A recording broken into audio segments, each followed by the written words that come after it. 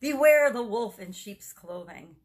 Those of us who have been around for any amount of time or for a long time have undoubtedly encountered a wolf, at least one wolf in sheep's clothing throughout our life and throughout our career. Um, Oftentimes, we women fall for the charming man who appears to be harmless and turns out to be pretty darn dangerous.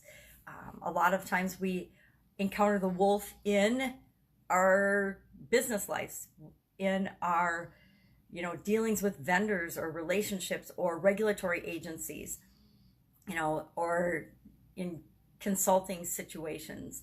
Um, I've been in businesses and in corporations where consultants come in and they come in with this smiling faces and this, oh, we're here to just make your organization better. Never fear, nobody's going to lose their jobs, da da da da, with this song and dance that darn well that's exactly what's going to happen whenever an organization that I've worked for, and I've worked for some of the biggest corporations on the planet, bring in outside consultants. It indicates change, and change for outside consultants, almost always one of the first go-to things is to shift around staff, kill off a whole lot of staff and departments, and get rid of people, because people are usually the biggest expense for any organization. Almost every business on the planet, with there's exceptions to that, of course, in different industries where they have really high R&D, but usually labor is one of the biggest expenses in an organization. So the quickest, easiest thing for an outside person to cut is, oh, we can make this more efficient by bringing in robots. We had robots brought in when I worked in manufacturing organizations. We've had different people brought in to reorganize, and sometimes I was that person that had to come in and reorganize and change things and make sure they were more efficient and more effective. And I always had good motives, but I'm sure some people thought that my motives weren't good at times. Now, I don't think I've ever been accused of being a wolf in sheep's clothing. Pretty much I was always, hey, what you see is what you get. Yep, we're going to have changes. I don't know what they're going to be. We'll work on them together. We'll figure them out.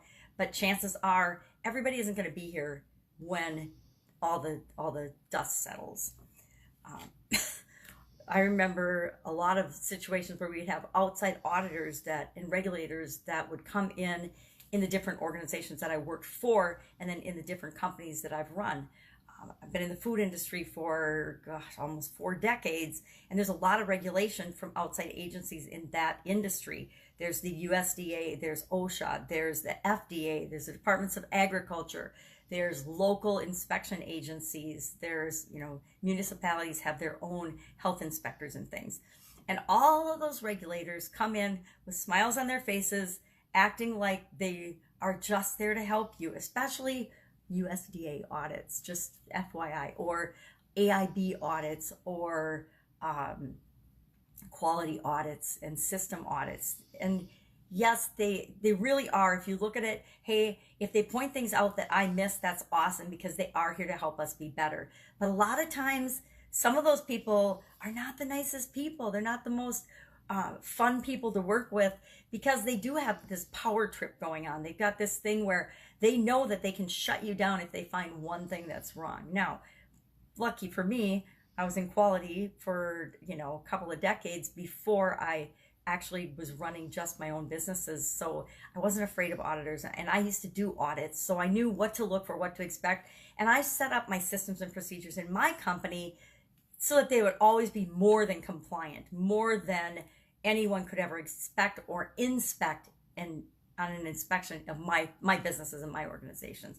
And I always did that on purpose, because number one, I knew I wanted to do the right thing. Number two, because it sucks to get shut down or get a bad grade from a regulatory organization. Think back into school, and if you ever failed anything or failed a test or failed anything in school, how bad that felt. Well, it feels even worse when it's a big organization and there's lots of people dependent on the grade that you get.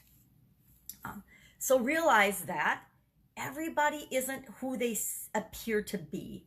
Like I said, think of Red Riding Hood, the Red Riding Hood story. It's like, and can we be fooled? We absolutely can be fooled. We like to think that we see through people and see through things, but whenever I get duped or fooled or fall for somebody's nonsense, that I'm reminded of a saying my dad would always say, I never met a con man that I didn't like. And that just reminds me that everybody isn't awesome, good people. We hope to attract all good people to us, but they aren't. Everybody doesn't have the same values and goals that I do and that you do. So just be aware of that, and ask more questions. Put on your spidey senses, put on your intuition, and really pay attention to everything that's going on, not just what you see on the surface. And that is how you can be aware of a wolf in sheep's clothing. Protect your business, protect yourself, protect your life, and have a lot less negative situations than you'd like. I mean, I think we've all had employees that were wolves in sheep clothing. A lot of us have had bosses and coworkers that were actually wolves in sheep's clothing. Some of us have even had spouses that were wolves in sheep's clothing. So you never know what you might fall for. So just be aware and take care of yourself and your business. That's it. I will, of course, be with you tomorrow with another interesting idiom and expression and how that impacts our businesses and our thinking in our life, just to give us a slightly different perspective on things. All right, catch you tomorrow. Bye.